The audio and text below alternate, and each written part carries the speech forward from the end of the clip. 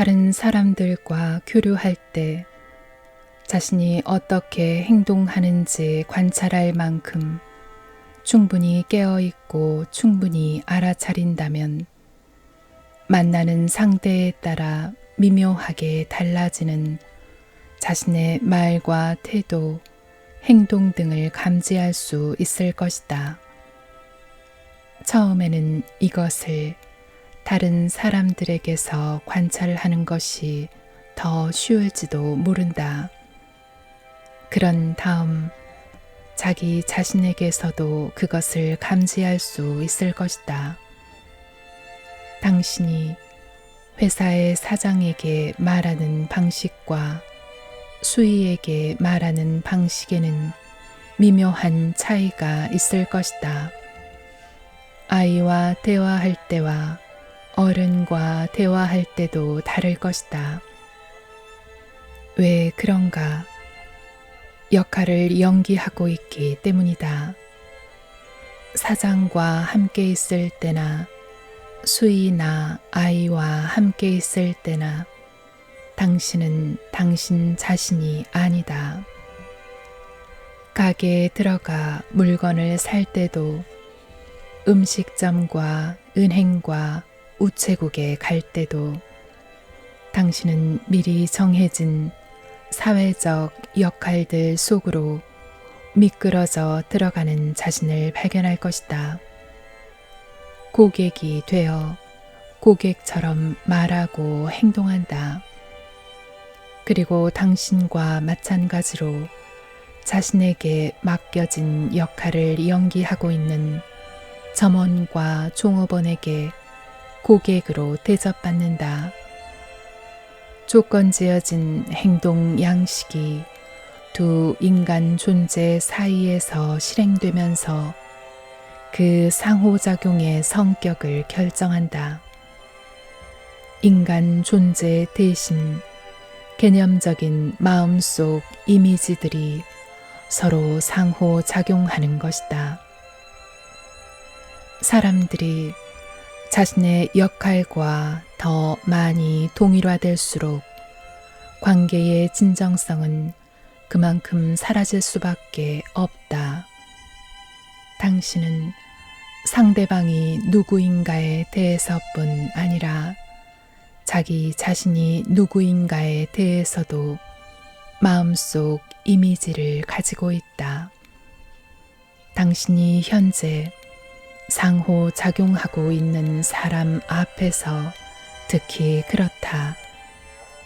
그러니까 당신 자신이 그 사람과 관계 맺는 것이 전혀 아니라 당신이 생각하는 나는 누구인가가 당신이 생각하는 그 사람은 누구인가와 관계를 맺는 것이다. 당신의 마음이 당신 자신에 대해 만든 개념적 이미지가 당신이 창조해낸 그 상대방에 대한 개념적 이미지와 관계를 맺는 것이다.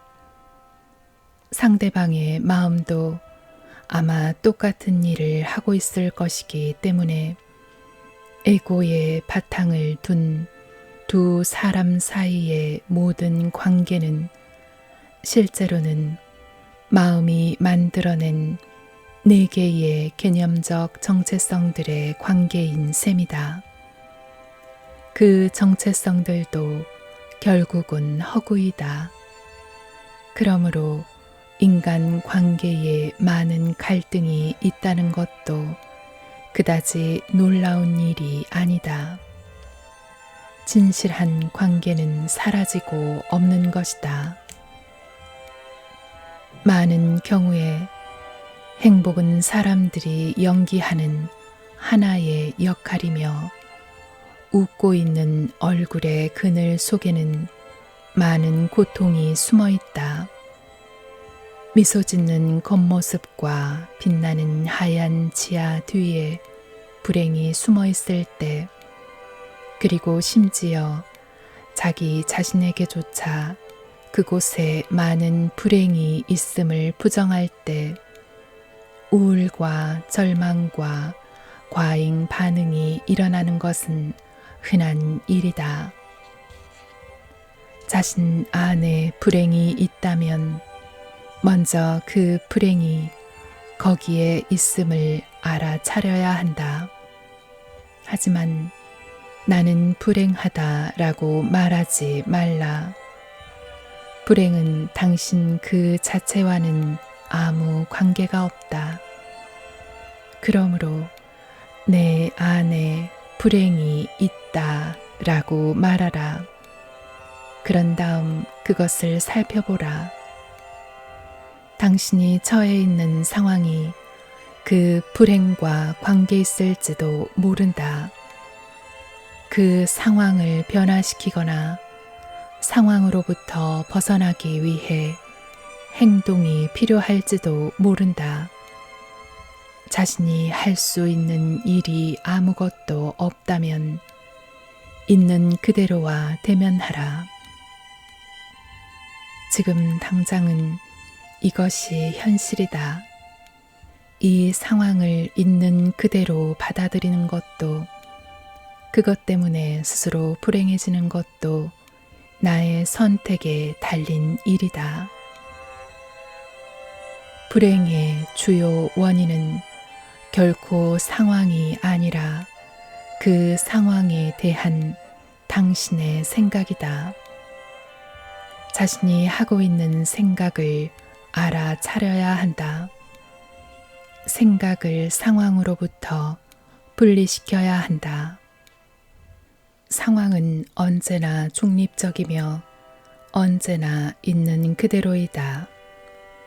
반대편에는 상황이나 사실이 있고 이쪽에는 그것에 대한 나의 생각들이 있다. 이야기를 만들어내는 대신 사실과 함께 머물도록 해야 한다. 사실과 대면하면 반드시 힘이 솟아난다. 대부분 당신이 생각하는 것들이 당신이 느끼는 감정을 만들어낸다는 것을 알아차려야 한다. 생각과 감정 사이의 연결을 보아야 한다. 생각과 감정이 되는 대신 그것들의 배후에 있는 알아차림이 되어야 한다. 행복을 찾아다녀서는 안 된다. 찾아다닌다면 발견하지 못할 것이다. 행복은 교묘히 달아나지만 불행으로부터의 자유는 지금이라도 얻을 수 있다. 그것은 이야기를 만들어내는 대신 있는 그대로와 마주함으로써 가능하다. 불행은 진정한 행복의 원천인 심신의 조화와 내적 평화의 자연스러운 상태를 숨겨버린다. 인류는 언젠가는 고통을 뛰어넘어야 할 운명이지만 에고가 생각하는 방식으로는 아니다. 에고의 많은 잘못된 가정 중 하나, 많은 망상 중 하나는 나는 고통받지 않아야 한다 라는 것이다. 때로 이 생각은 내 아이는 고통받지 않아야 한다 라는 식으로 가까운 사람에게까지 확장되어 간다. 이런 생각 자체가 고통의 원인이다. 고통은 고귀한 목적을 가지고 있다.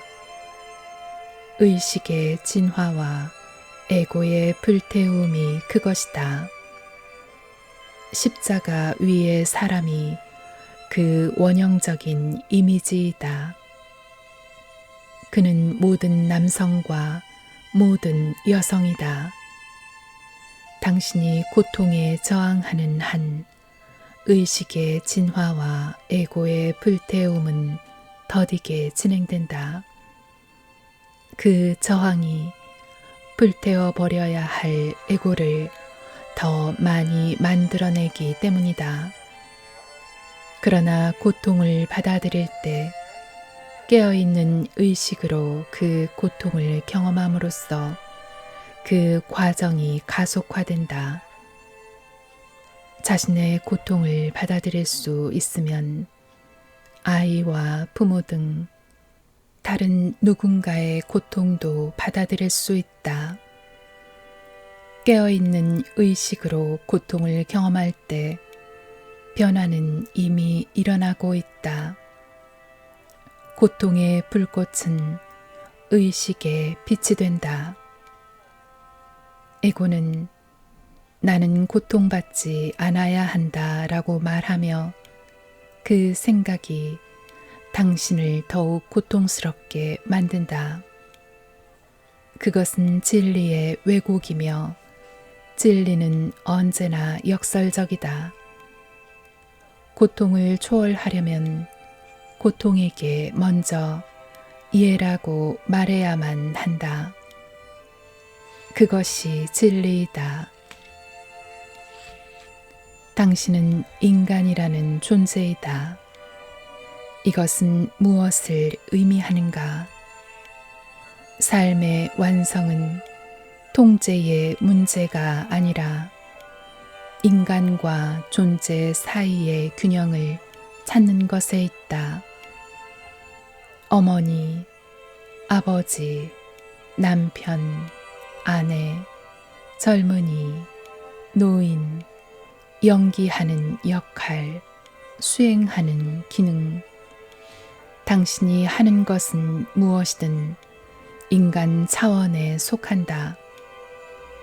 그 나름의 자리가 있고 존중받을 필요가 있지만 그것만으로는 진정으로 의미 있는 충족된 관계나 삶을 위해서는 충분하지 않다.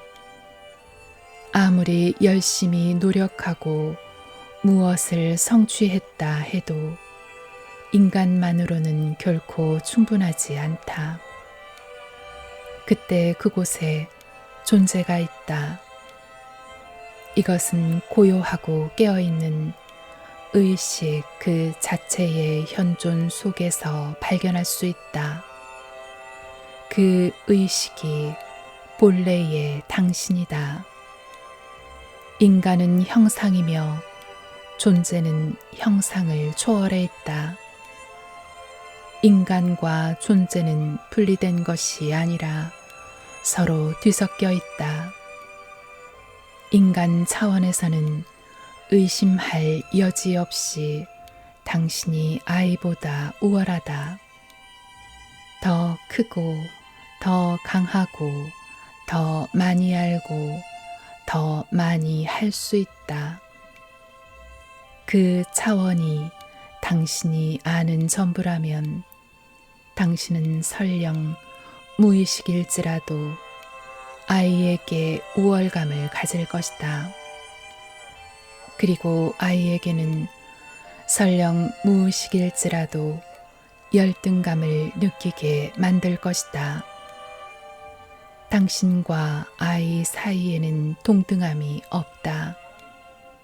왜냐하면 두 사람의 관계에는 형상밖에 존재하지 않으며 형상 속에서는 당연히 부모 자식이 동등하지 않기 때문이다. 당신은 아이를 사랑하겠지만 그 사랑은 인간의 차원일 뿐이다. 즉, 조건과 독점욕으로 얽힌 기복이 있다. 오직 형상 너머의 존재 차원에서만 두 사람은 동등하다. 자신 안에서 형상 없는 차원을 발견할 때만 그 관계에 진정한 사랑이 있을 수 있다. 이 존재가 당신이며 시간을 초월한 있음이다. 그 존재가 다른 사람 안에 있는 그 자신을 알아볼 때 이 경우는 아이 안에서 알아볼 때 아이는 자신이 사랑받고 있다고 느낀다. 즉, 자신의 존재를 부모가 알아본다고 느낀다. 사랑한다는 것은 다른 사람 안에 있는 자신을 알아보는 것이다. 그때 그 다른 사람의 다름은 순전히 인간적인 영역, 형상의 영역에만 존재하는 환상임이 밝혀진다. 모든 아이 안에 있는 사랑에 대한 갈망은 형상 차원뿐 아니라 존재 차원에서도 부모가 자신을 알아봐 주기를 바라는 갈망이다.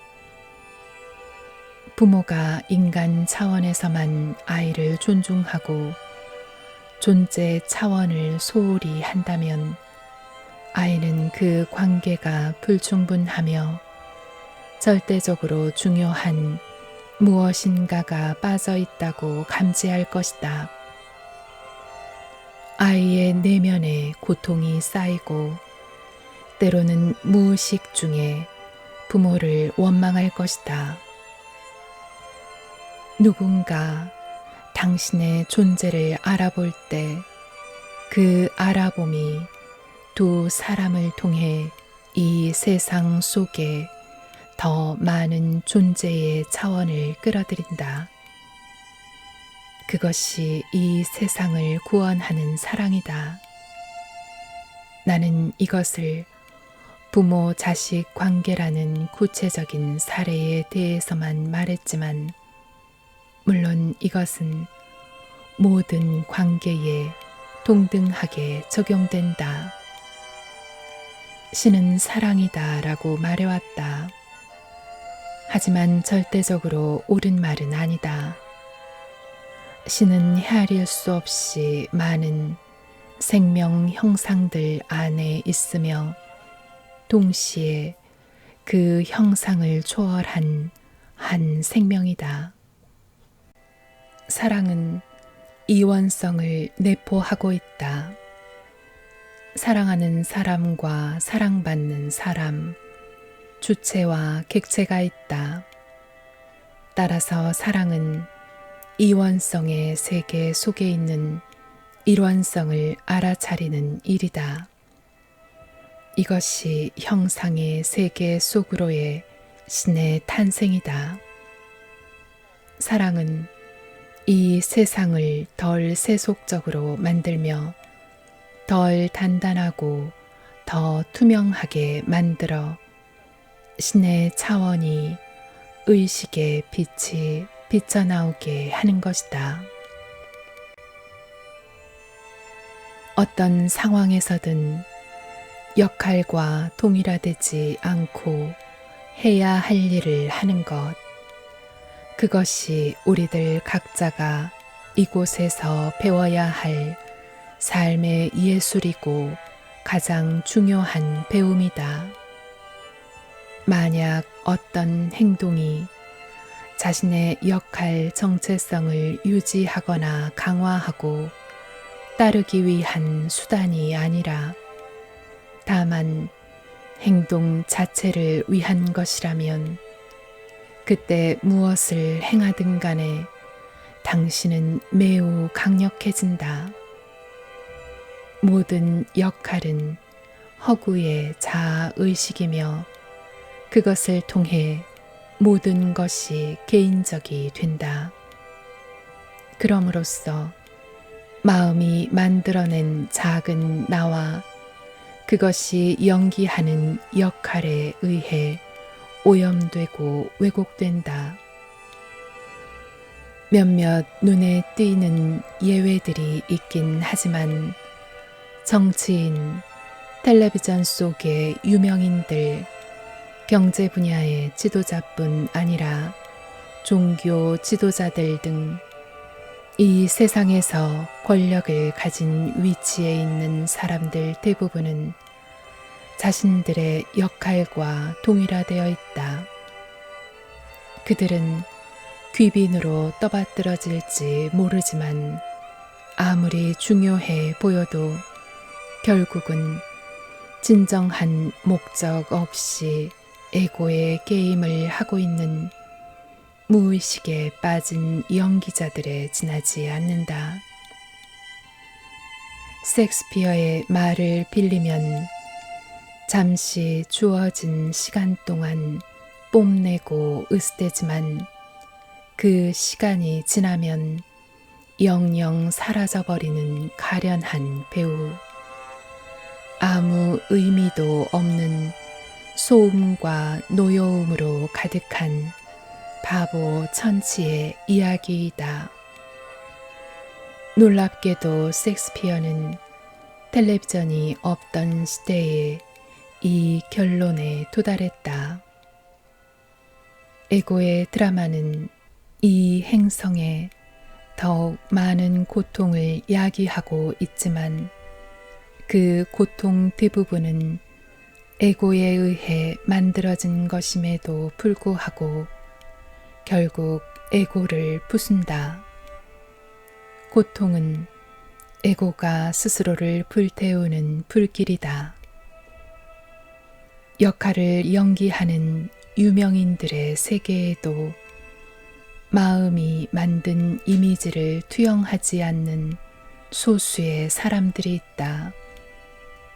그들은 존재의 더 깊은 중심부로부터 자신의 기능을 다하고 자신을 실제 이상으로 드러내 보이지 않으며 단순히 자신으로 존재한다.